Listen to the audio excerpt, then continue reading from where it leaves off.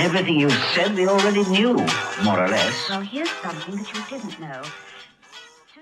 Hey everyone, welcome to episode 6.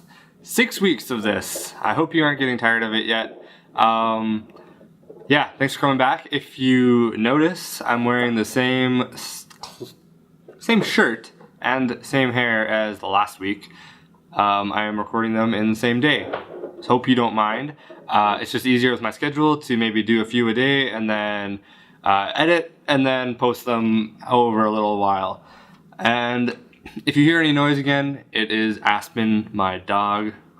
She is chewing on a bone right now, so hopefully she doesn't interrupt. If she does, I'll have to make a little cut or something. But anyways, to the show. And when I say show, I mean the first segment about the story of this photo, as you can see on my screen.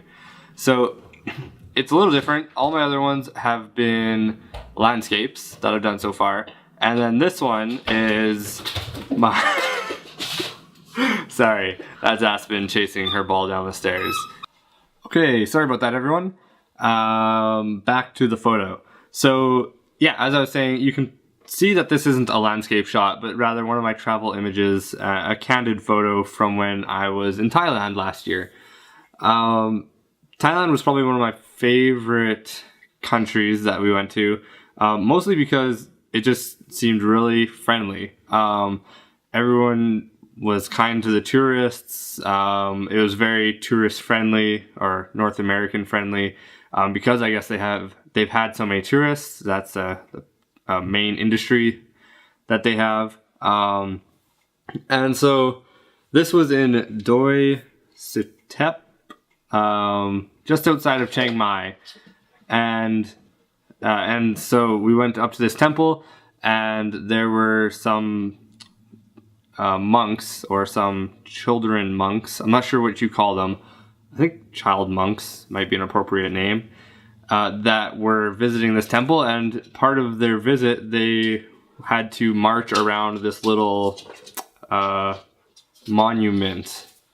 Not really sure what the exact name is, but yeah, so it's within the temple, and it's this main central hub that all the monks and nuns go to march around and say their prayers and say their mantras, or however Buddhism works. Not too fresh in my world religions. But yeah, so these kids were marching around, and obviously they're very photogenic. For one, they're kids, and two, they're wearing bright orange robes. And I could not get enough of these kids, because it was fascinating seeing how young they were and how they were willing to practice their religion and faith in such a way that's different than what we see in modern North America. And so, yeah, they were marching around, and I would sit there and look at them and see if they would say it's okay for me to take a picture. So, like, smile and point at the camera as usual when you don't speak the language. And they didn't really respond at all. So, I took that as saying, oh, it's going to be okay. And so I took some, and there was other people taking pictures of them too. So I figured it was kind of free game. And yeah, their mentors or head people were okay with it as well. And so that's why I took as many as I wanted. And I'm really happy with how they turned out. They are quite different from what I am used to shooting, which is landscapes. But going to different cultures and traveling, I definitely enjoy that as well, because it's just something different, and you don't see it very often in day-to-day life here in Canada.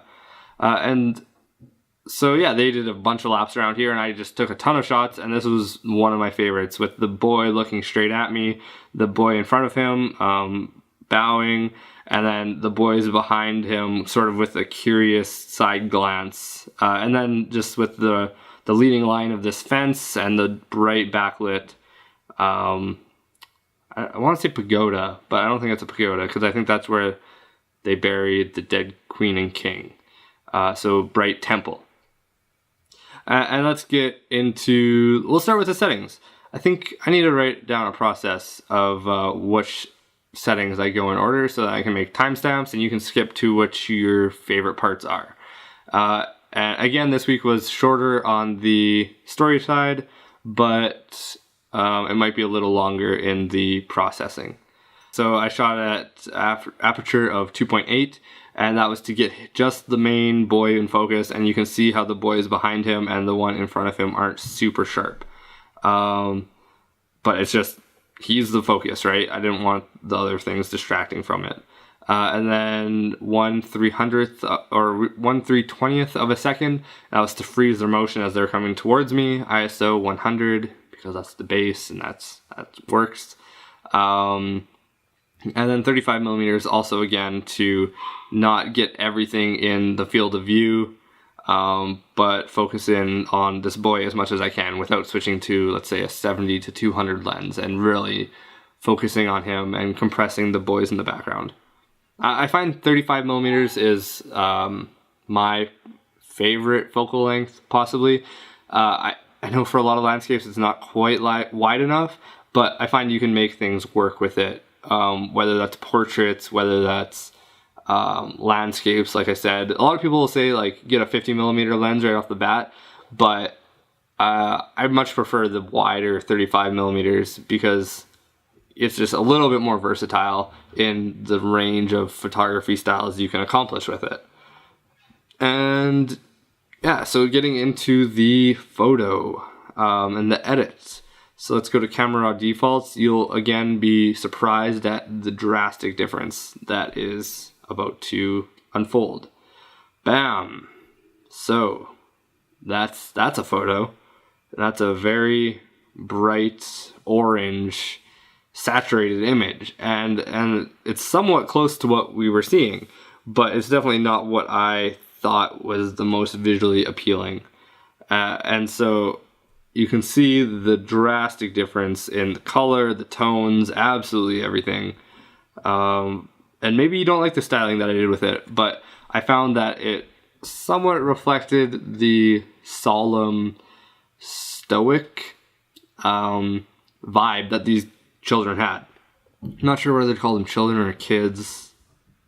Yeah, I'm not really never sure about that one.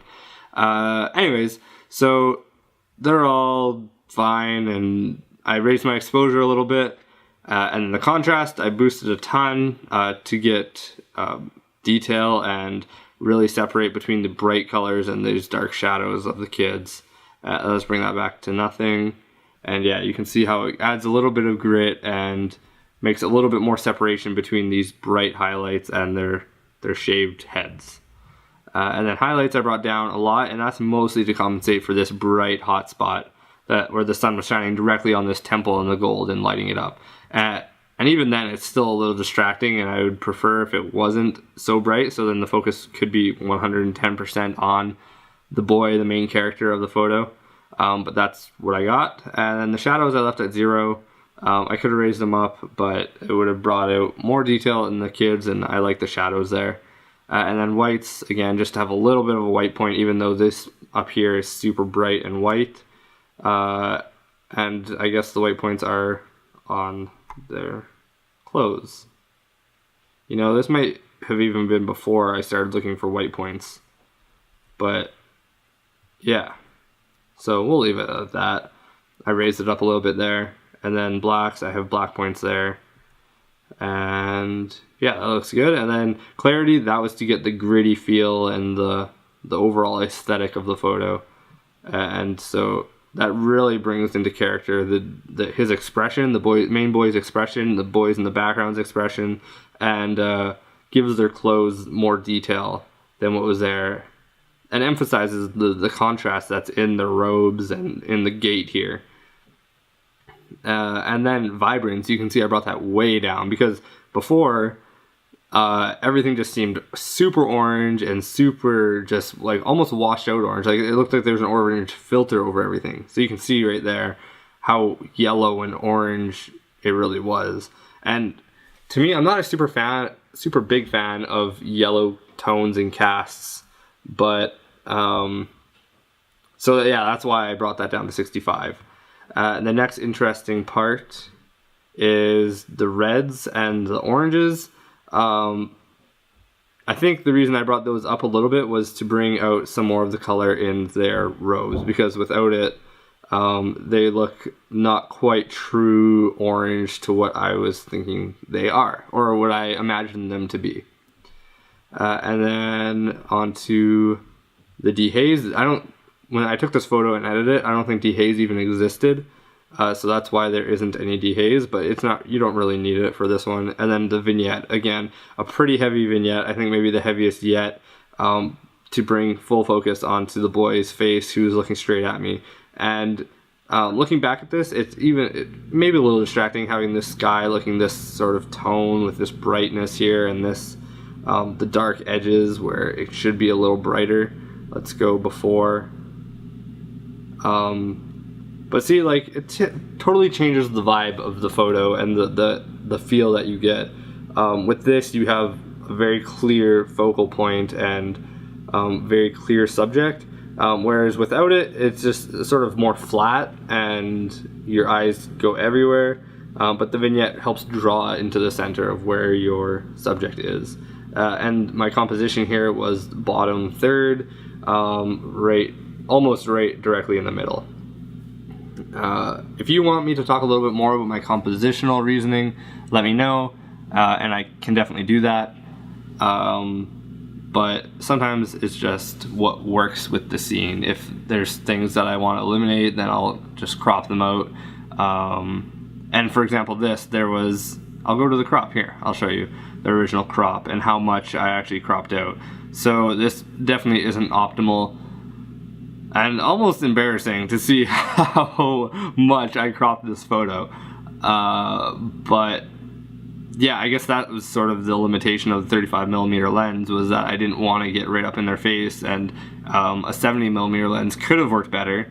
But ultimately, this is the photo that I had in my mind. This crop this boy was my subject, he was looking at me, and I was zoomed in all the way, and yeah, so there's a whole bunch of reasoning of why I cropped it so heavily.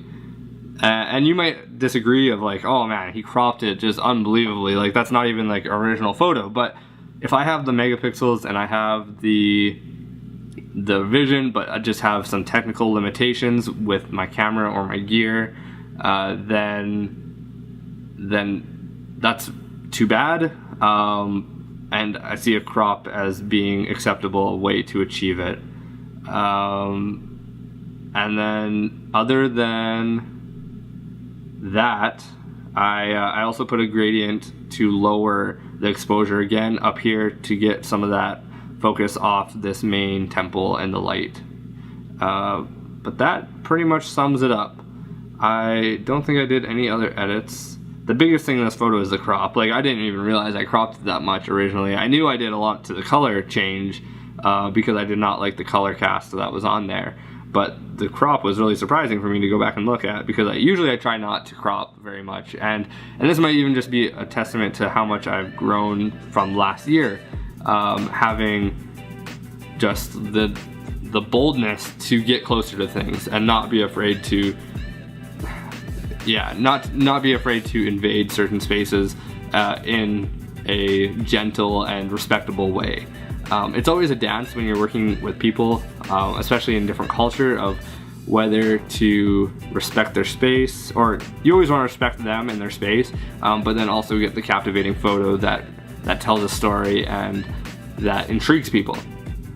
And I think that's somewhere that I've grown a lot, is trying to improve at telling stories with my photos, and being in the moment and not just taking that step back and having to crop in later, right? You don't want to be having to crop in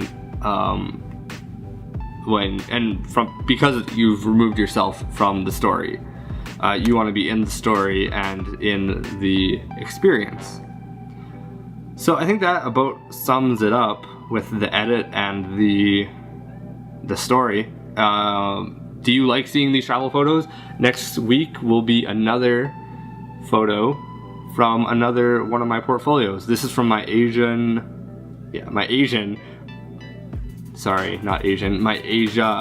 portfolio on my website when we traveled for a month and a half through multiple Asian countries. That was China, Thailand, Philippines, Myanmar, Cambodia, and a little bit of Malaysia. Yeah, so it was quite a trip, and I really enjoyed it. And really enjoyed the photos. So I couldn't make a portfolio for each country, so I just lumped it all together in Asia. Thank you for watching.